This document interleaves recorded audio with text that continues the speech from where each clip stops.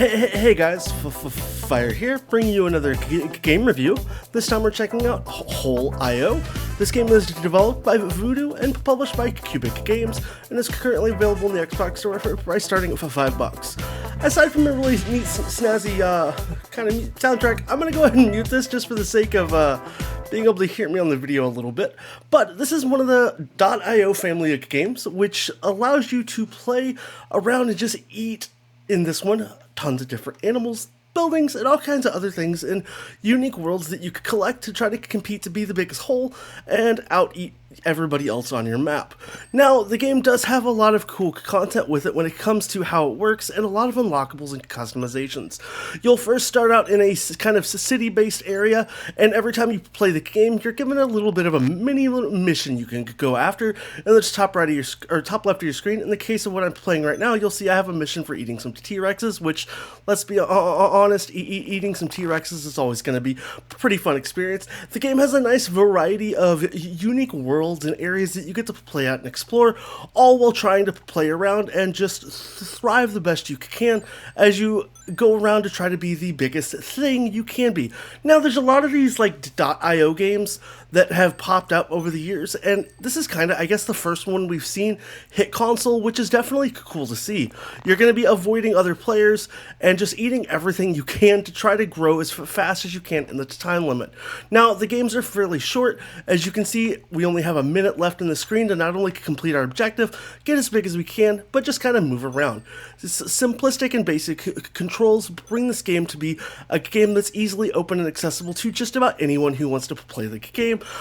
Being at a $5 price point, there's actually a lot that the game has to offer here for players. You're going to be able to collect coins that you can see in the top right of your screen. Those coins then give you opportunities to collect other things. You'll get stickers, change the way your hole looks, and do all kinds of other fun little goodies and shenanigans all while playing. Now, you've got to avoid getting eaten and taken out by other players, so it's going to be sometimes putting yourself in situations where you just have to be extremely careful because you don't want to be the one that gets eaten and taken out in the map you're in. For me, I think it's a really fun and unique game that I honestly wish would have hit the console a lot sooner than it is now, but, you know, nonetheless, it's still a super fun and enjoyable experience. Now, as far as capabilities of the game, it does feature a ton of things you can unlock, different holes that are all of this just cosmetic, keep in mind. There's power-ups you can upgrade to different worlds you can kind of traverse through, stickers to collect, and you can also play in endless hole mode just to see ultimately how big you could get. Now, for me, one of the things that I do find a little sad is it doesn't have online multiplayer. It's local-based multiplayer, but it's not something that kind of like kills it, but I think it's a section of the game that kind of, you know, would be so much fun to play this online with other players. There are some DLC levels for $2 a piece, which, I'll be honest, when you only pay $5 for the game, it kind of seems a little overpriced. It would have been nicer to see them as like a triple package for maybe $2 or $3.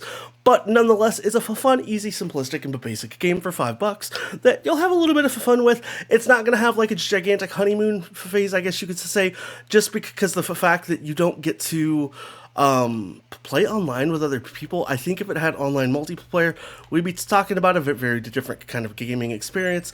But for what's here, it is enough that allows you to just have a good old time. Again, you need to make sure you don't get eaten. You have to avoid other players with all costs, and then do various little missions along the way as you just try to grow and get as big as you can.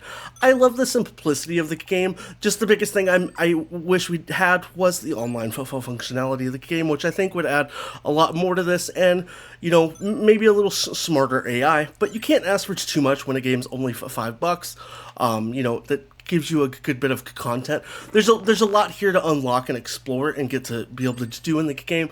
I do think some of the later levels do get more and more challenging, which I guess makes sense, but it's not going to be necessarily the easiest thing for new beginners, so keep that in mind if you're looking to get this game for like a younger kid. It's still enjoyable and fun, and it's one that doesn't really get too frustrating at any point. You just kind of got to make sure you're the most hungry thing out there and beat every other circle around there from kind of taking you out. For me, I think it's a fun game. Again, for $5, it's a perfect price point, and I think it's a solid pickup if you have a couple bucks to spare. I think, again, it would just make it over the top if it had that online functionality. I hope we can start to see some of these other, like, .io games. Maybe, like, a Gario.io would be, like, some of the best, or Slither.io might eventually hit the console, which would be super cool to see. But, hey, at least we're starting off with one of them.